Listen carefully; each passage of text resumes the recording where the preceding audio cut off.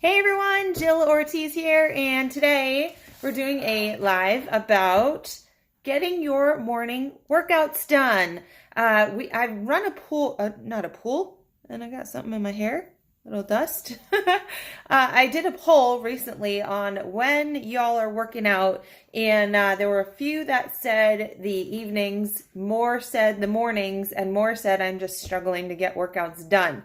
I've also seen a lot of people who claim, I am not a morning workout person. I'm struggling, especially when it comes to having children around, right? And I've heard a lot of, I just struggle to find time to work out anytime, right? And so I wanted to talk to you today about morning workouts and what my 5 keys are to getting them done. But first, I want to give you a little background. Yes, I do my workouts in the morning. It's so funny because these days I can't even fathom doing them any other time of day. But it took me a long time to get to be a morning workout person. For the most part, for more of my corporate career, I was working out actually twice a day. I would work out for the most part after work because after a full day of work, I was getting to work early. I worked in New York City for a long time, and it took me 2 hours to get to my office. So I was getting up at like 5 a.m. just to get to work. So who's going to want to get up at 4 a.m. to do a workout before they even get to work, right? And so what I found was that the easiest and the best thing for me for a very long time, plus even before I was working in New York City, when I was single and had just gotten out of college, right? In college, I work out whenever my coaches told me to for softball or, my sports. But when I got out of college and I started an internship, there was a gym in our building, right? And as an internship, I wasn't making any money. So I was working out in the gym at work. And so basically, I was a kid out of college and I went to work. I got up as late as I possibly could, put some acceptable clothing on, went to my internship, and at the end of the day, I would go down to the gym. And honestly, to tell you the truth, I brought my pajamas with me to work and I would work out for hours because that's what I thought it would take to get the body I wanted. And I would take a shower at the gym. I had my own little shower caddy like you would carry down the hall in college. And I would get into my pajamas and drive home. And I literally did this for years. And it's so funny now that that was my routine, but that was my thing. And when we went on the road for my internship, I was actually a marketing person. I did BMW events around the country. And when we would be on the road, I would same thing. At the end of our day, we had long days running driving events for BMW. And at the end of the day, I'd come home and most of the other people, kids, they would go out to dinner because they give us a stipend.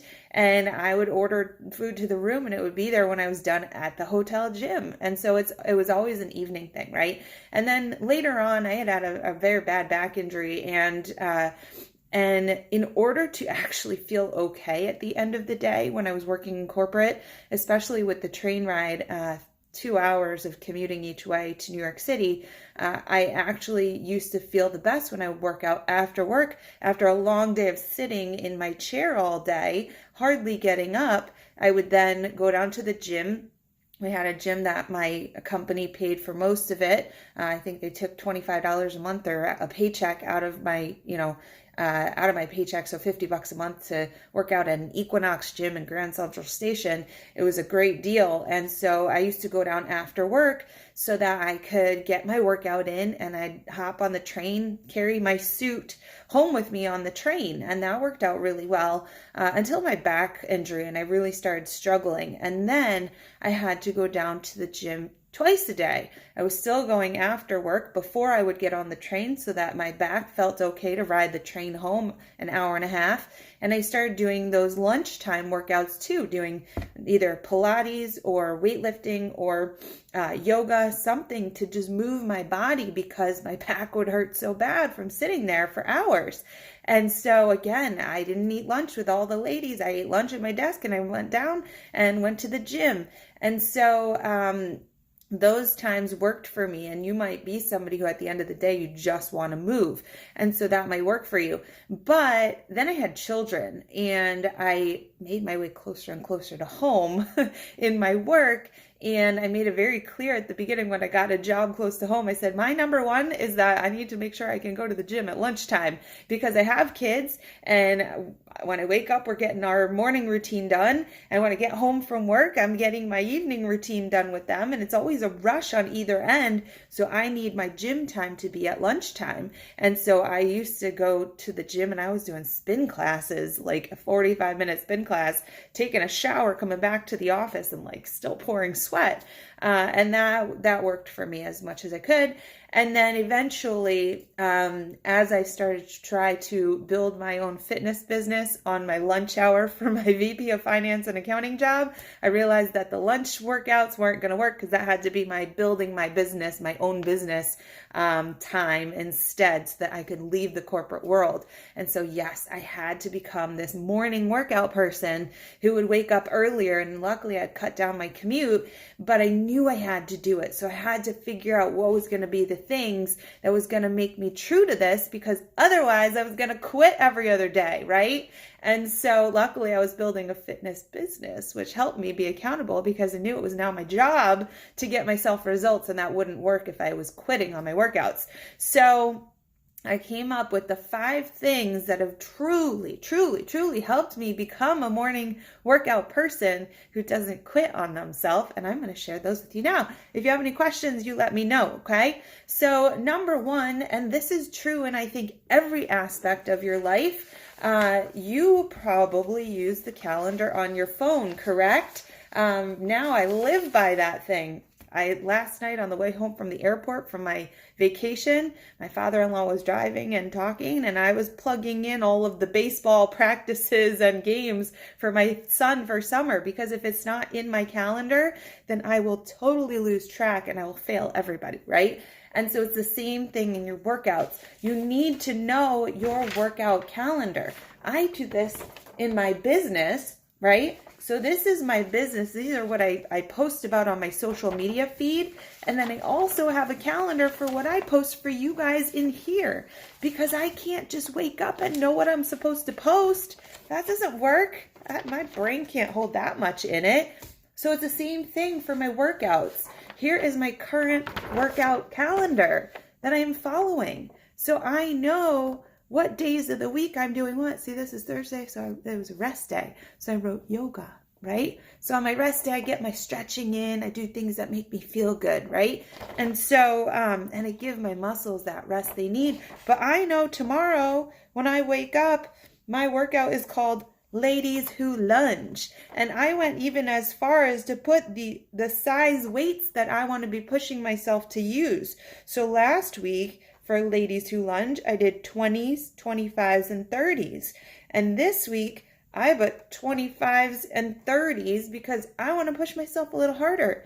And so if this is on here, then I know what's going on. And I had to move one of my workouts last week. I made Wednesday my rest day, and I moved that one over to Thursday. And so if you have a calendar, you know exactly what's happening, then you're going to know what you're supposed to do, and that's going to save you time, number 1. But it's going to hold you accountable to getting it done. And every time I finish a workout, I put a little check mark, and it makes me feel good, right? And if you have this calendar and it has all these days, then number 1, you can know, oh wait, Saturday or Sunday, I have this thing and we got to leave the house at 8 a.m. So I know what time I got to get up to do my workout. Or, you know, if you're going to be somebody who has to switch some days around and do Saturday's workout on Sunday and move it, right?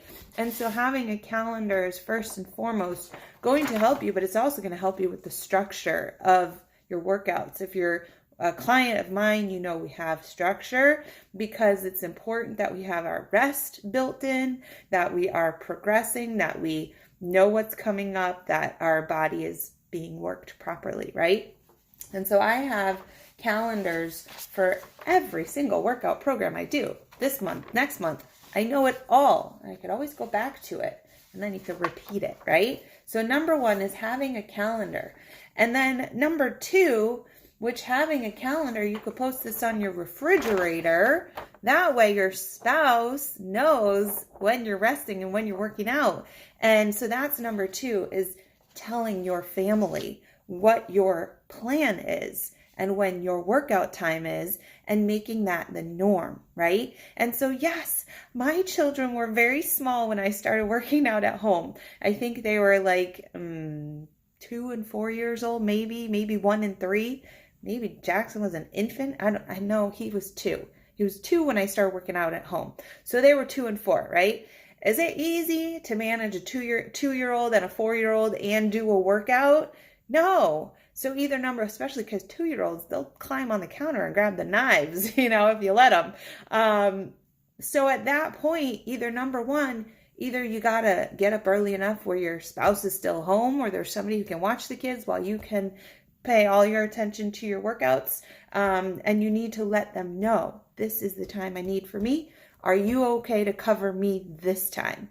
And I'll cover you when you need to have your time, right? Whether your spouse likes to work out or not.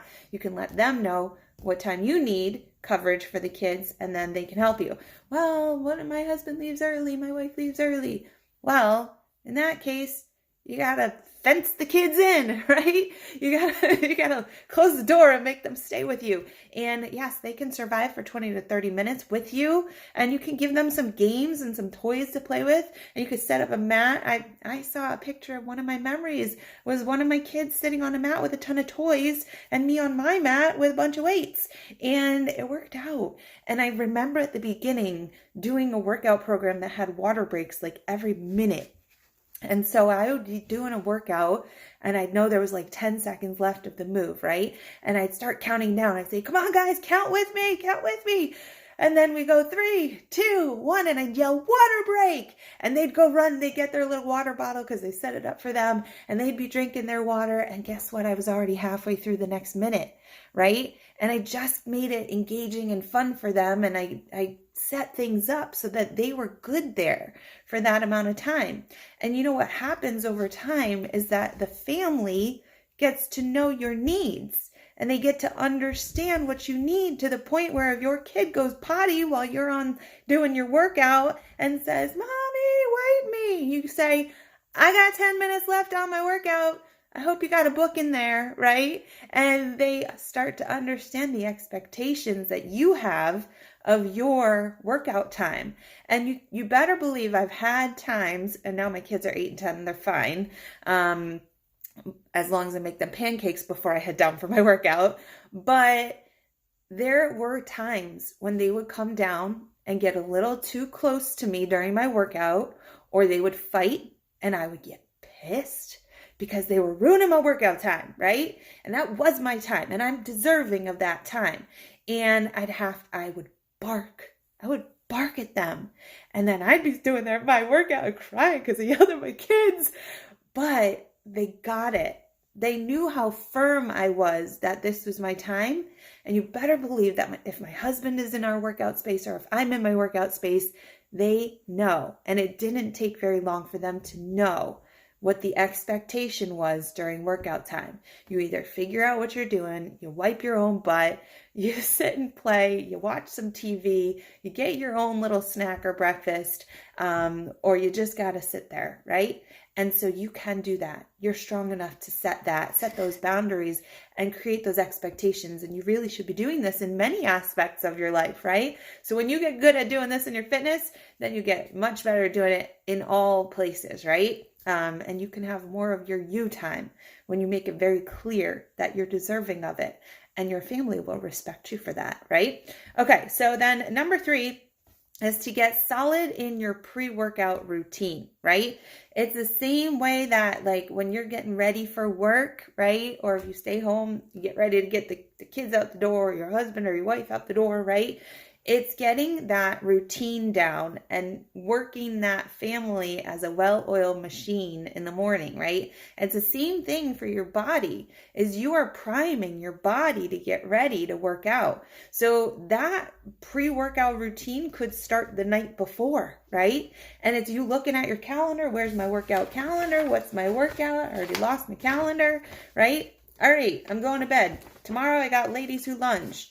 That's going to be tough on my legs. And then I got a golf tournament, right? So, I already know, right? And that's going to tell me to wear my red shirt that says, shut up legs, you're fine, right? So I'm going to put my workout clothes out tonight, because then I don't have like 5 minutes to fumble around in the morning and to try to find the right sports bra and the right shoes and the socks and the, and the shirt and the pants and all the stuff. Why don't I just do it the night before? It's going to save me time. And if it's sitting out, I better put it on, right? And so you've got that. And then you've got to have a pattern that says, okay, this is what I do to get ready for my workout. So I know every morning that my alarm starts at, it wakes me up at 6, right? And lately I wake up before that because I'm anticipating, I'm going, crap, I got 30 minutes to get from bed to my workout space, right? Because I start my workout at 6:30, right? And if I don't, then I end up wasting a ton of time, right? Or it just doesn't get done. So knowing what your routine is. Wake up, brush the teeth, hop on the scale, take a picture of your abs, get dressed, have a little pre-workout, right? Drink some water, open up your blood vessels, get your metabolism moving, get your digestive system going, rehydrate yourself so that you're ready for a good workout. I drink a pre-workout supplement, right? My fruit punch stuff. Oh my God, there's nothing like waking up as an adult and drinking fruit punch every morning.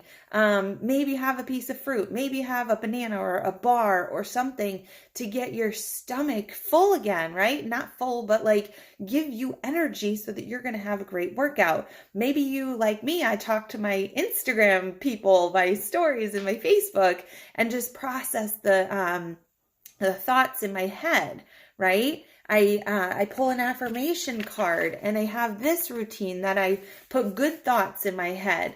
You got to have a routine that primes you. Maybe it's listening to music, right?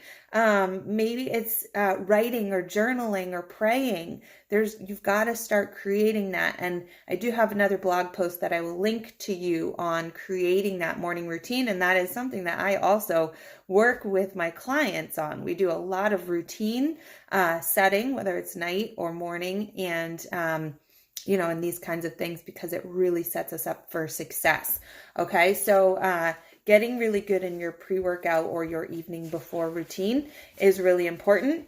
The next key is getting strong with your why, right? Why are you doing this? And that's why it drives me crazy. And if you've had a call with me recently, you know that I get really crazy about when people say, what's holding you back from your success? Well, I'm not motivated. Well, that's not true, because you could tell me 5 reasons, or after talking to you for 5 minutes, I could probably tell you 5 reasons why you are motivated. You are motivated. You're just not disciplined yet. You're just not accountable and you're not doing the steps, right? But you are motivated.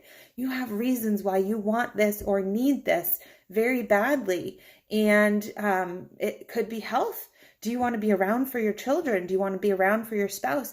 It could be your confidence. Do you want to succeed more in life? Do you want a spouse? Do you want a new job? Do you want doors to open for you? Because first impressions are very important, but it's more your confidence. People can realize when you're confident in yourself and when you're not. So generally, if you're taking care of yourself on the inside, on the outside it shows, and then that confidence comes through, right? And so is it that you need to set an example for your children? There's so many reasons why you are motivated. You need to tap into those. And so you need to remind yourself of those things, right? And you have to have a mechanism for that. You have to have accountability to that. But write it down, right? Write your goals down so that you can see them. Make them things that we've talked about, SMART goals, right? We talked about this last week. And, make sure you are connected to the reason why you're doing this and that you're keeping it at the forefront. And so if you don't want to do a workout, pull that thing out. Read. Why am I doing this? Oh yeah, I am motivated, right?